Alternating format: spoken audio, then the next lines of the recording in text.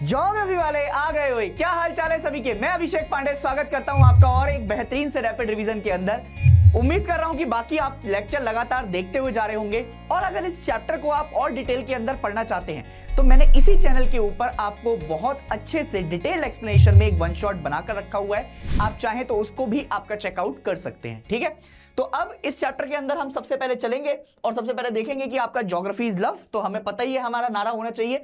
Human settlement आपका क्या होता है कि जैसे हम अलग अलग जगह आपका डिस्ट्रीब्यूशन ऑफ पॉपुलेशन देखते हैं तो किस तरीके से आपका डिस्ट्रीब्यूशन को डिफाइन किया गया है। अगर इंडिया में ज्यादातर आपका बात करें तो सेटलमेंट वेरी हो सकता है ये पूरे वर्ल्ड में साइज के हिसाब से और टाइप के हिसाब से।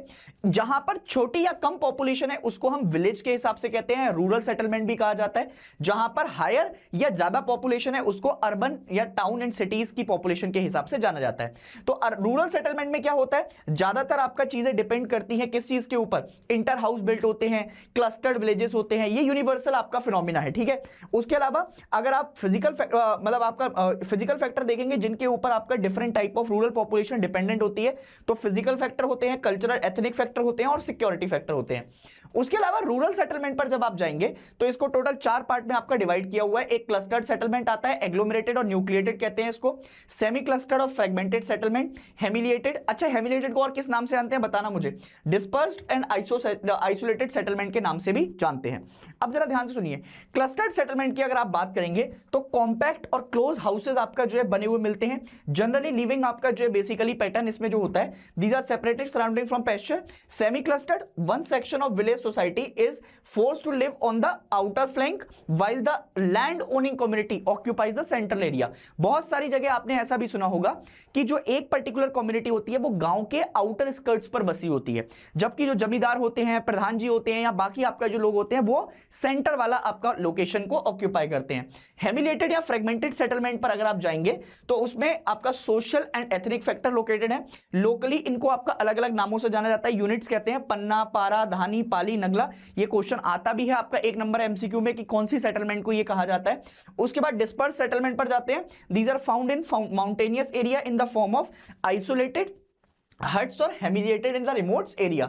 अब अगर आप रूरल सेटलमेंट और आपका अर्बन सेटलमेंट के अंदर डिफरेंशिएट करने को कभी आ जाए तो primary occupation, other primary occupation, raw material, उसके अलावा other than raw material, produce food for living being, provide services, ये सारे पॉइंटर्स आप आराम से आपका लिखकर बता सकते हैं। अर्बन सेटलमेंट का एवोल्यूशन देखेंगे तो evolution of towns in India कैसे हुआ है। सबसे पहले एंशिएंट टाउन आते हैं जो कि लगभग आपका 2000 साल पुराने आपका टाउन्स पर देखे जाते हैं। रिलीजियस और कल्चरल सेंटर हैं जैसे वाराणसी, प्रयागराज, पाटलिपुत्र।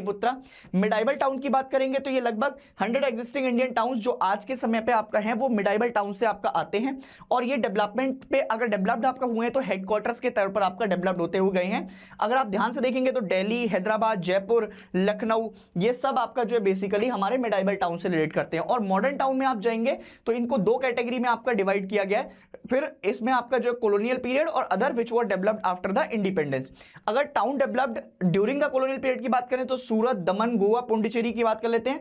और उसके अलावा अगर आते हैं तो मुंबई, चेन्नई और कोलकाता के ऊपर बात कर सकते हैं। हिल टाउन्स में डलहौजी, शिमला आ जाएगा। कैंटोनमेंट टाउन में अंबाला, कैंट और पठानकोट। इंडस्ट्रियल टाउन में जमशेदपुर, लुधियाना और इटारसी जैसी जगह आपका आ जाती हैं। आफ्टर इंडिपेंडेंस इनका एडमिनिस्ट्रेशन हेडक्वार्टर के तौर पर डेवलप्ड हुए, जैसे चंडीगढ़, भुवनेश्वर, इंडस्ट्रियल टाउन्स आपका ये डेवलप्ड होते गए।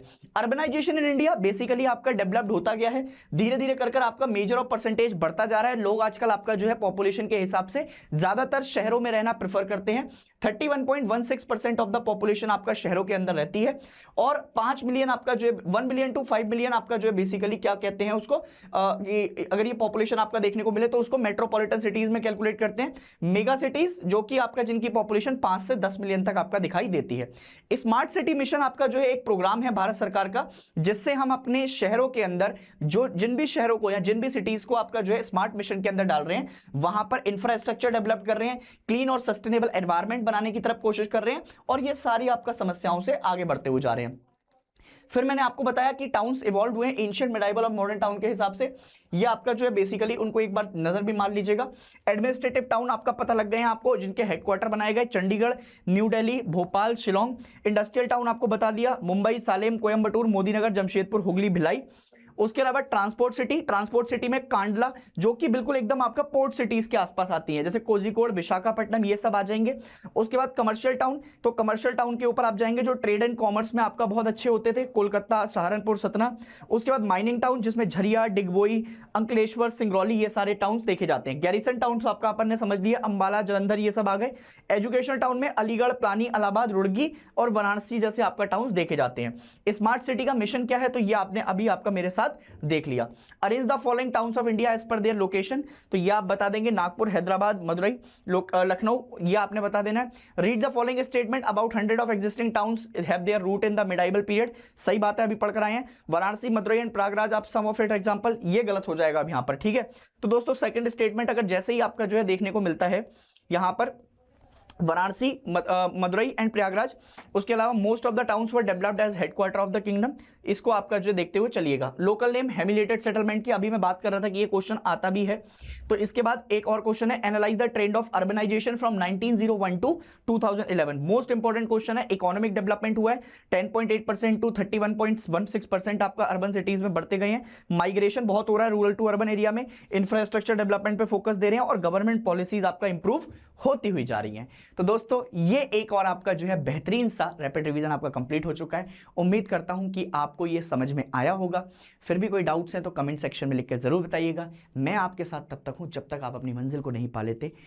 डोंट लेट योरसेल्फ डाउन, ये साल तुम्हारा है, कहर मचा दो, एकदम आग लगा दो और खूब पढ़ते रहो। कोई परेशानी, कोई भी दिक्कत, मैं हमेशा तुम्हारे साथ बना हुआ हूं। तब तक हम मिलेंगे एक और नेक्स्ट वीडियो के अंदर। जय हिंद।